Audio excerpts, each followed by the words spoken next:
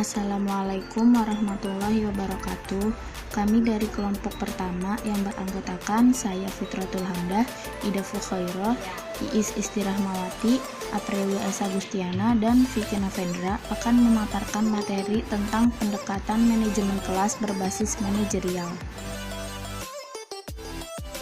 Oke, penjelasan yang pertama akan dijelaskan oleh saya sendiri, Fitratul Hamdah, tentang pengertian pendekatan manajemen kelas. Menurut Wiani, pendekatan berasal dari kata dekta, yang berarti pendek, tidak jauh, hampir, akrab, dan menjelang. Sementara pendekatan secara bahasa dapat diartikan sebagai proses atau cara perbuatan mendekati. Namun secara istilah, pendekatan bersifat aksiomatis atau yang sudah jelas kebenarannya, yang menyatakan suatu pendirian, filsafat, keyakinan atau merupakan sebuah bahan pokok. Lalu selanjutnya, menurut Ari Kunto, manajemen kelas adalah suatu usaha yang dilakukan oleh penanggung jawab kegiatan belajar mengajar atau yang membantu dengan maksud agar dicapainya kondisi yang optimal, sehingga dapat terlaksana kegiatan belajar seperti yang diharapkan. Selain itu, menurut Jamarah menjelaskan, manajemen kelas adalah suatu upaya memberdayagunakan potensi kelas yang ada seoptimal mungkin untuk mendukung proses interaksi edukatif untuk mencapai tujuan pembelajaran.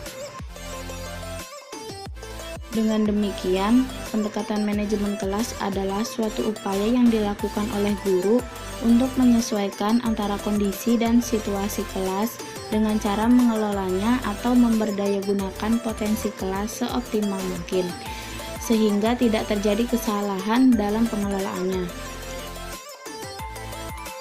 Selanjutnya, macam-macam pendekatan berbasis manajerial. Ada 5. Yang pertama, pendekatan otoriter atau kekuasaan.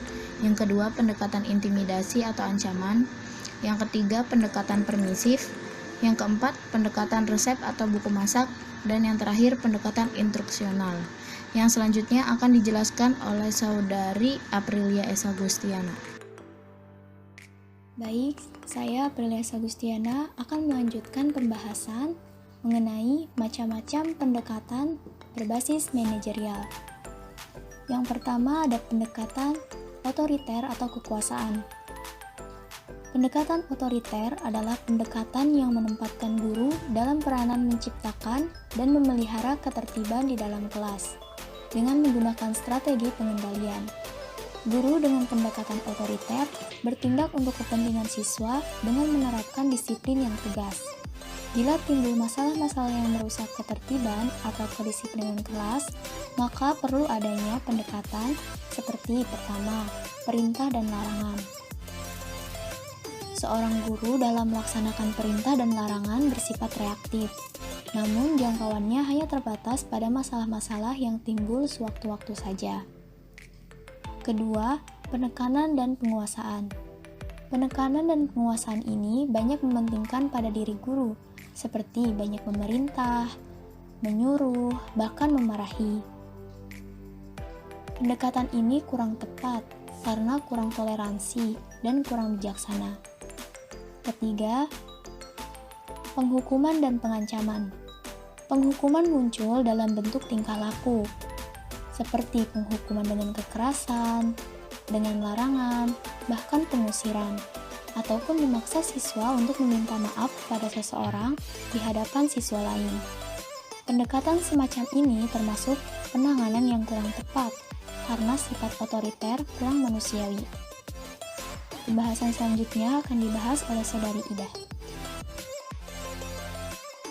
Saya Ida Fukhairah akan melanjutkan penjelasan tentang pendekatan intimidasi atau ancaman. Pendekatan intimidasi atau ancaman adalah sebuah penekanan. Pendekatan ini memandang manajemen kelas sebagai proses pengendalian perilaku siswa. Bentuk-bentuk intimidasi itu antara lain hukuman kasar, paksaan, ancaman, serta menyalahkan siswa. Pendekatan intimidasi atau ancaman ini berguna dalam situasi-situasi tertentu dengan menggunakan teguran keras. Teguran keras adalah sebuah perintah yang diberikan pada situasi tertentu dengan maksud untuk segera menghentikan perilaku peserta didik yang menyimpang. Sekalipun pendekatan ini ada manfaatnya, terdapat banyak kecaman-kecaman. Penggunaan pendekatan ini hanya bersifat sementara dan hanya untuk menangani gejala masalahnya saja, bukan masalah itu sendiri. Kelemahan yang ditimbulkan dari pendekatan ini ialah tumbuhnya sikap bermusuhan antar siswa dan hancurnya hubungan antara guru dengan siswa.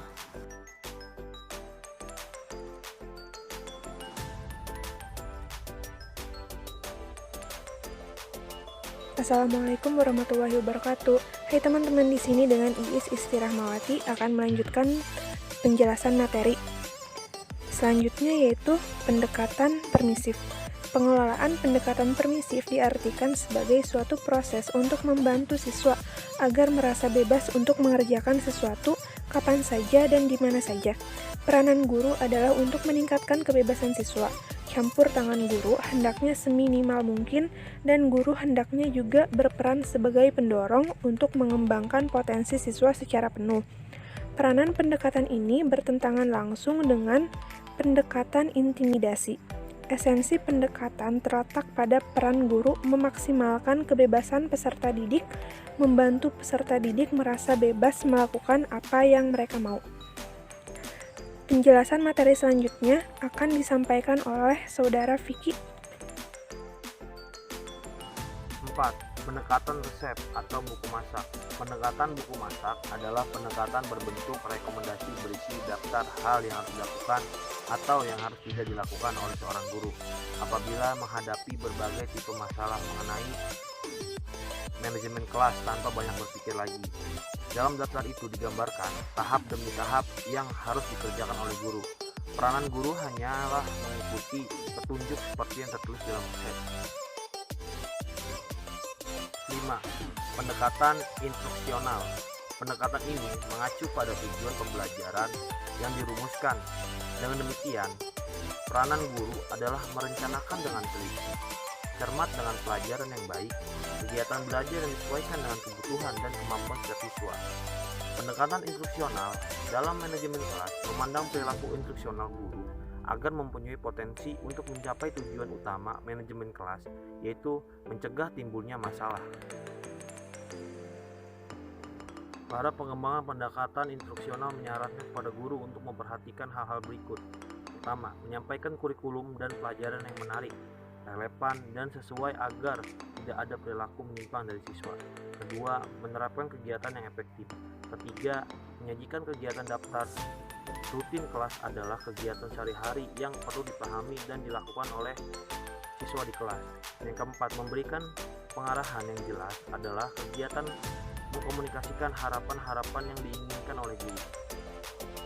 Kelima, menggunakan dorongan yang bermakna, suatu proses di mana guru berusaha menunjukkan minat yang sungguh-sungguh terhadap perilaku. Yang terakhir, memberikan bantuan mengatasi rintangan adalah bentuk pertolongan yang diberikan oleh guru untuk membantu siswa menghadapi persoalan yang mematahkan semangat pada saat mereka benar-benar memerlukan. Alhamdulillah, sekian pemaparan materi dari kelompok pertama. Jika ada kesalahan kata, mohon dimaafkan. Wabillahi taufiq wal hidayah. Wassalamualaikum warahmatullahi wabarakatuh.